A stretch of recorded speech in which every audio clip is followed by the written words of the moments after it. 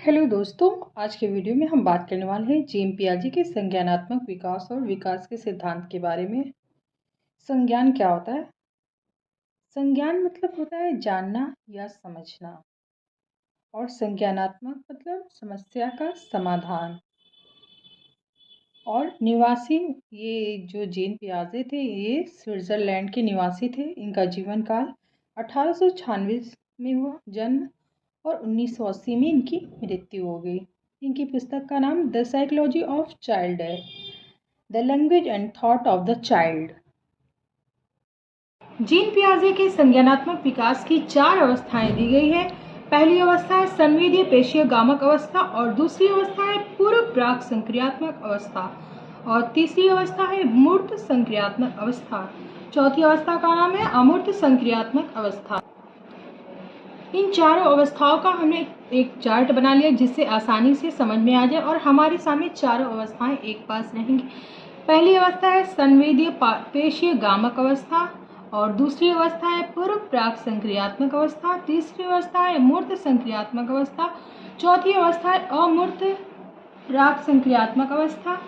पहली अवस्था में देखिए 0 से 2 वर्ष के, और दूसरी अवस्था में है पूर्व संक्रियात्मक अवस्था जिसे हम कहते हैं, ये 2 से 7 वर्ष तक होती है। तृतीय 7 से 11, और चौथे में 11 से 18 वर्ष। इसमें इंद्रिय गामक अवस्था होती है और प्रत्यक्ष भ्रम की अवस्था होती है। तीसरे में प्रत्यय का अवस्था, चौथे में समाधान चिंतन की अवस्था होती है। आँख, दृष्टि, नाक, कान, त्वचा और जिह्वा ज्ञानेंद्रियों द्वारा अनुभव होता है। वस्तु स्थायित्व का गुण, वस्तुओं पर ध्यान केंद्रित करना, सुखद एवं दुखद भावों का प्रकट करना। मतलब इसमें क्या है, बालक अपने सुख और दुख के भाव प्रकट करता है। और द्वितीय अवस्था में क्या होता है, प्रत्यक्ष भ्रम की अवस्था होती है। भाषा विकास का प्रारंभ होना, खेल व अनुकरण द्वारा सीखना। मतलब इसमें बच्चे क्या करते हैं, खेल करके अनुकरण करते हैं और उसके द्वारा सीखते हैं।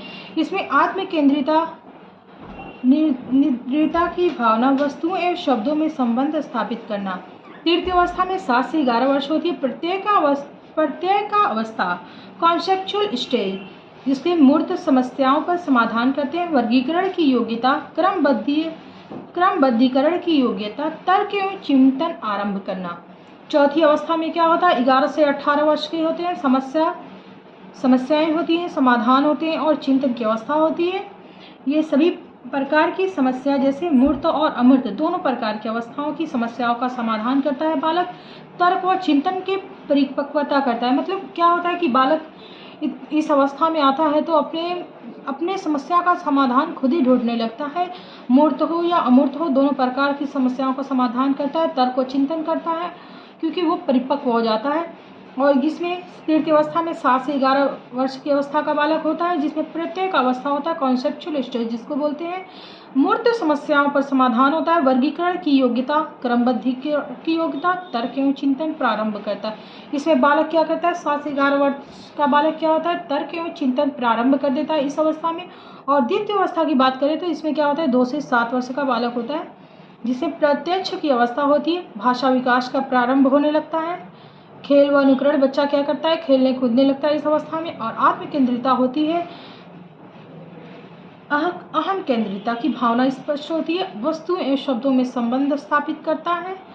और पहली अवस्था में बालक 0 से 2 वर्ष का होता है। इंद्रियगामक अवस्था जिसे बोलते हैं, आँख, नाक, कान, त्वचा और जीवा इंद्रियों द्वारा वो अनुभव करता है। ये हमारी इंद्रियां, इनके द्वारा वो क्या करता है, अनुभव, बच्चा अनुभव करने लगता है।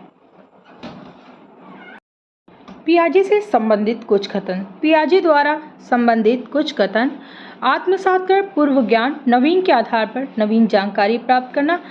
समस्या का समाधान, मतलब पुरानी जानकारियों से अगर हमें किसी समस्या का समाधान होता है तो वो क्या होता है, एक नवीन प्रकार की जानकारी प्राप्त होती है।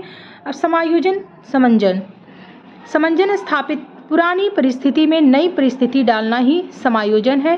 पुरानी जानकारी में बदलाव कर नई परिस्थिति के साथ ढलना ही समायोजन है। तीसरा हमारा है साम्य धारण। आत्मसात कर तथा समायोजन के बीच की कड़ी ही साम्य धारण है, संतुलन स्थापित करने की क्रिया जिसको बोलते हैं। हमारा चौथा है समावेशन। परिस्थिति के साथ विशिष्ट परिस्थिति को मिलना ही समावेशन है। 5वां है स्कीमा। अक्सर एग्जाम में क्वेश्चन पूछ देता है कि स्कीमा क्या है। प्लान, जिसको बोलते हैं प्रारूप, जानकारियों के संग्रह के आधार पर समस्या समाधान का मानसिक संरचना स्कीमा कहलाता है। ये बहुत ही इंपॉर्टेंट है, आप इसको नोट जरूर कर लीजिएगा। छठा हमारा है विकेंद्रण। योजना, किसी कार्य को करने से समस्या को बार बार बदलना या सुलझाना ही स्कीमा कहलाता है। समावेशन, पहले से निर्मित सूचनाओं में संशोधन करना समावेशन कहलाता है। ये एक तरह से और लिख सकते हैं आप स्कीमा। जानकारियों के संग्रह के आधार पर समस्या समाधान को मानसिक संरचना स्कीमा कहलाता है।